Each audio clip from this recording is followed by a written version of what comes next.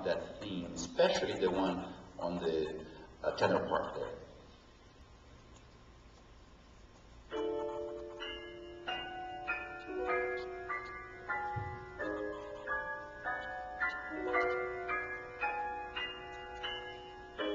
Go on.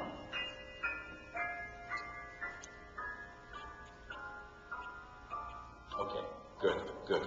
I know it's a little hard to control, but even softer the top would be nicer. Okay, you could even do it a little softer. All right. Just play once for me this section, please.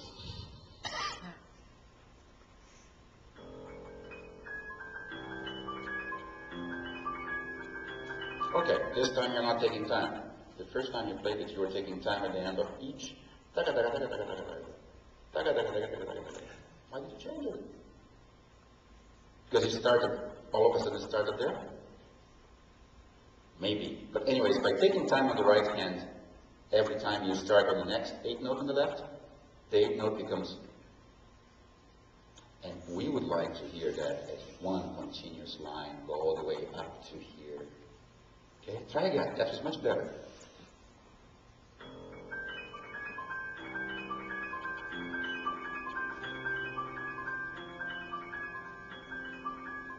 Oh, I see. Sometimes the G, because of the jump, sometimes the G doesn't sound because it's very soft. It's one of the hardest things in this Von regard. If you have a bright piano, trying to play soft with it, and then the keys you can control the keys very well, because maybe the piano is not even, or because you have to play so soft that it becomes impossible to do it, it's hard. Again, it's one of those places where being closer to the key might be more helpful. I noticed you weren't lifting your fingers too high, but even closer to the key, I think you'll get a little bit more control. Try it again.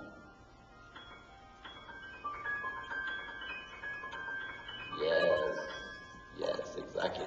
Be very close to the key so there is no coming from above baseball bat again. You know, it's not just a matter of sending the key running at any given speed or as fast as possible, or just hitting it. It's a matter of how you hit. Okay? Try again, both hands.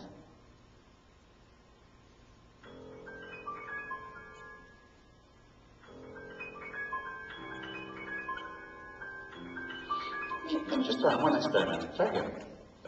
Don't move too close to the piano. Just an experiment.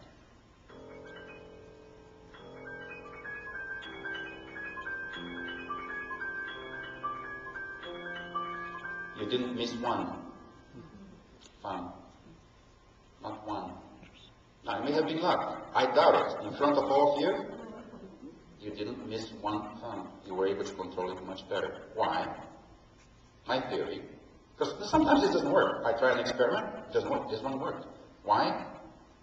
Because this is much more difficult to control the fingers than this. Try to go to a typewriter and type like this. It's much more difficult to control, but I know our tension and the music and everything else, and we lean towards the piano. It stretches the tendons everywhere. It makes your eyes have to do this, your head has to do this much more. Constricts your muscles. You don't have as much control. It's that simple. So whenever you're practicing, because sometimes it only happens in performance that one kind of leans. Whenever you're practicing, be aware of where you are and what kind of effort one makes. We make the mistake sometimes of making this extra effort with the body, all right? Because we think it's harder, and therefore you'll take more effort. We need to push it. We need to fight. No, you need to relax. Anything that you do that's better than what you used to do has become easier, not harder. Okay? And the proof was in the pudding. Now you may think, oh, that was just luck, it just happened. No. Wouldn't have happened. I could see your thumb actually much more relaxed than when you played the first time. Only because you're leaning a little bit too much. Now, you may say, oh, brilliant, that will work for everybody that leans. No. It's not that simple. I wish there was a rule book, rule number 1, rule number 2. No. There are some people, if you push them back, they play worse. Unfortunate. I wish those, those rules that a lot of people have about play like this, I wish they worked for everybody. They don't. That's why we have to go on a case-by-case basis. And in your case, not only was it more even, rhythmically it was better. So think about that. It's a small point, it's a very small point because you're a very good pianist. But it's, when you get to this level, it's those little small points that can make all the difference, you know, between a performance that is transcendent and one that, yeah, it was almost there, you know. And give yourself a chance. If you find, by listening, and a lot of times we have to listen afterwards, so record yourself. We find by listening that this was better. Even if sometimes you try something and it sounds less musical, give it a chance. If it sounded more even, okay, I can make this more musical. Because now I could see that part of you were not comfortable playing that far away from the piano. Your hands were, but I could see that this doesn't feel right. You know, because it's habit. It's what you've been doing for a while. But otherwise, it was very, very beautiful. Over here at the end, make sure you count so that you don't play the last chord on a small thing, the last chord on the second beat. But here we're already taking much more time. Fermata, fermata. Take your time. Let the sound kind of have time to, again, the same thing as I said before on the other pieces and then for the TFs. That give time to the sound. Don't forget that in a hall that is in a big hall, it takes that extra half a second. It can be as much as a second or two sometimes. But normally it takes an extra half a second for things to register. In a studio where we practice, it's immediate. Not here.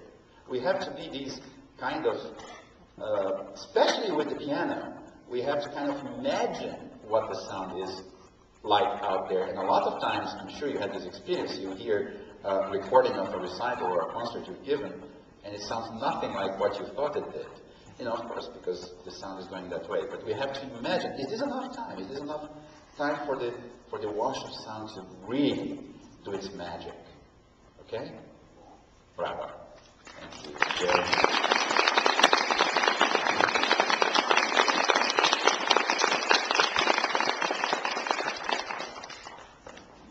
Well, thank you all very much. This was really delightful. Wonderful, wonderful students. Well, performers. Not level of students anymore. Bravo.